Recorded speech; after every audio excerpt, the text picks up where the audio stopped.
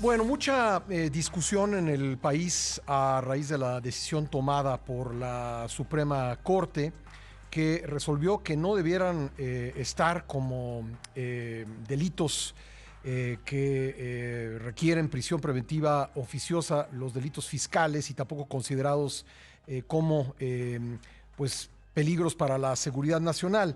Pero la discusión se ha hecho más amplia. Ayer el presidente criticaba lo hecho por la Corte, pero han salido diferentes expertos a decir que en México el problema no es solo que esos tres delitos que la Corte sacó ayer de la prisión preventiva oficiosa sean el problema, sino la prisión preventiva oficiosa en general. Y vamos a hablar al respecto con una especialista que ha estudiado este tema, Lucía Chávez Vargas, su directora de análisis y estrategia de la Comisión Mexicana de Defensa y Promoción de los Derechos Humanos. ¿Qué tal, Lucía? Bienvenida al programa. Hola Pascal, ¿qué tal? Buenos días. Bueno, así que pues entiendo que el problema no sea únicamente que estos tres delitos estaban considerados como acreedores a prisión preventiva oficiosa, es decir, prisión preventiva automática, sino la misma pues categoría de la prisión automática que está pues enviando a la gente, a muchas personas que pues no tienen posibilidad de defenderse o que pasan largos tiempos en la cárcel sin ser condenadas. Exactamente, el gran problema que tenemos en México es que la Constitución, el artículo 19 constitucional, habilita esta figura de la prisión preventiva automática. ¿Qué quiere decir esto? Que en automático el juez lo que hace es decretar la prisión de una persona, aunque ésta pudiera no tener, por ejemplo, el riesgo de fuga o Ujú. de dañar el objeto de litigio o dañar una persona, lo cual es totalmente absurdo porque tenemos en México cientos de miles de personas en prisión sin una sentencia y que en realidad no son personas que son peligrosas para la sociedad, ¿no?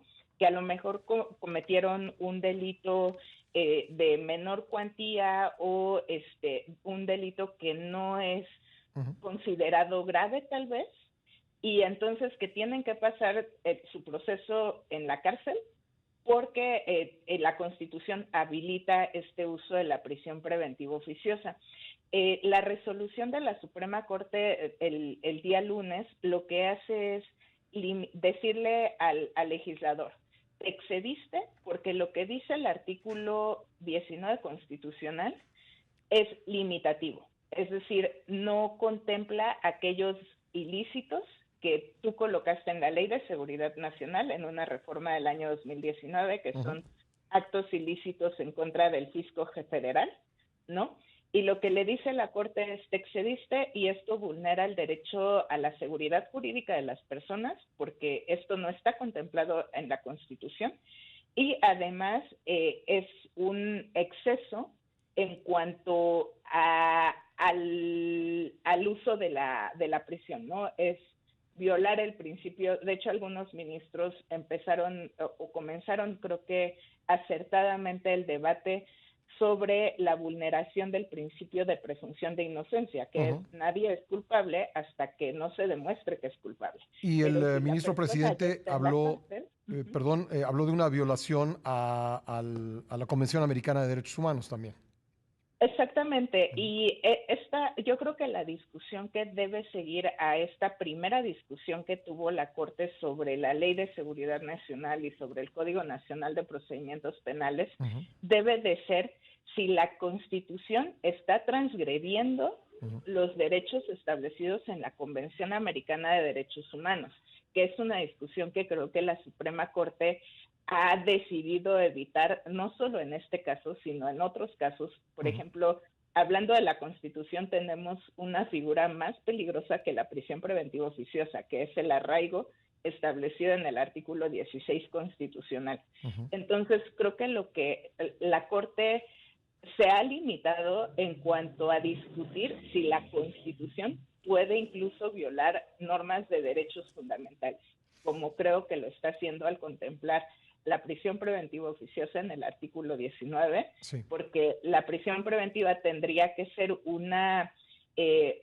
medida de última posibilidad, ¿no? Vamos a Cuando la imaginar el persona ya está en caso peligro. de un proceso en contra de alguien que pues ha cometido violencia intrafamiliar o violación y cuya libertad en lo que se realiza el proceso pues puede implicar un riesgo para las víctimas. Eso sería un caso en el que se justificaría la prisión preventiva, o bien alguien que represente pues de manera muy clara un riesgo de fuga, es decir, un riesgo de pues irse al extranjero para no enfrentar el proceso. Estos serían casos en los que se justificaría la prisión preventiva.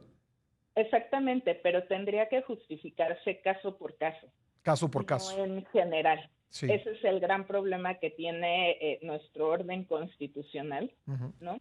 Que lo hace de manera general, como si todas las personas que usaron programas sociales con fines electorales tuvieran que ir a la cárcel, ¿no? Porque todas ellas son Sí, peligrosas. porque ahora es parte O del catálogo, ¿no? Ujú. Exactamente.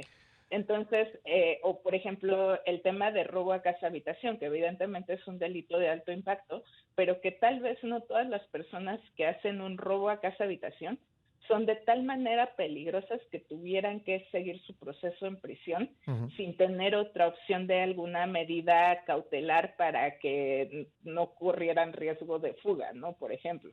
Entonces, eso es algo que el juez en un sistema democrático decide caso por caso. No se establece de forma general en Ujú. una norma y menos en una norma constitucional. Y mucho menos de forma automática, ¿no? Lucía, Exactamente. tengo que hacer una pausa obligada. Si eres tan amable, me gustaría preguntarte, regresando del corte, sobre algunas cosas más relacionadas con este tema del que estamos hablando, la prisión preventiva oficiosa. ¿Puedes esperarnos un momentito?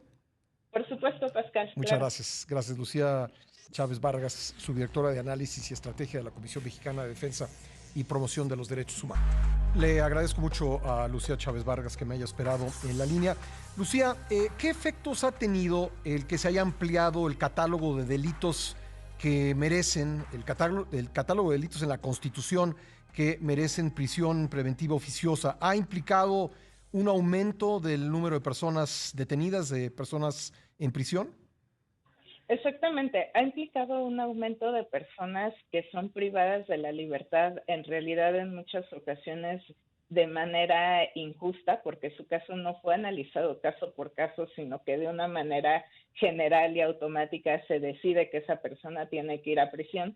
Y no solo eso, en realidad, si hacemos las cuentas de cuánto cuesta una persona que está privada de la libertad, no solamente al gobierno, o sea, Ujú. mantener a una persona en la cárcel, sino cuánto cuesta a las familias de esas personas, que generalmente son personas de escasos recursos, quienes están privadas de la libertad, es carísimo, es muy costoso y es sumamente violatorio de derechos humanos. Ujú. Eso por un lado. En México hay más de 100,000 personas privadas de la libertad que esperan una sentencia.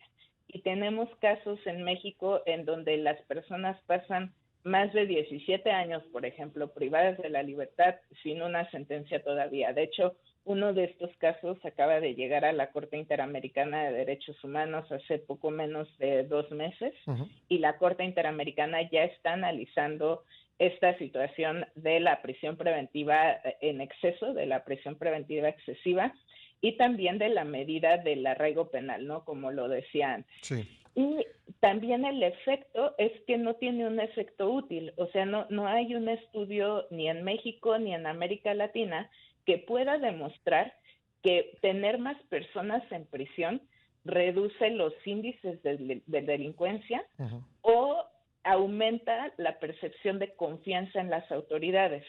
El índice de victimización en México sobre la percepción de seguridad pública, esta encuesta, la encuesta nacional de victimización y percepción sobre seguridad pública que hace cada año el INEGI, sigue arrojando un índice de impunidad de más del 90%, de alrededor del 93% de personas que no denuncian o que si denuncian la autoridad no abre una investigación o si la abre una investigación la autoridad, esa investigación no lleva a nada Ujú. útil, o sea, no concluye en una sentencia y en realidad no hay una relación en donde digamos si las personas pasan privadas de la libertad de su proceso, hay una sentencia en su contra o se delinque menos Sí. o hay un incentivo para no delinquir. Esto no existe. ¿Qué Incluso las porcentaje penas más son altas. los no Ujú. sentenciados respecto de los sentenciados?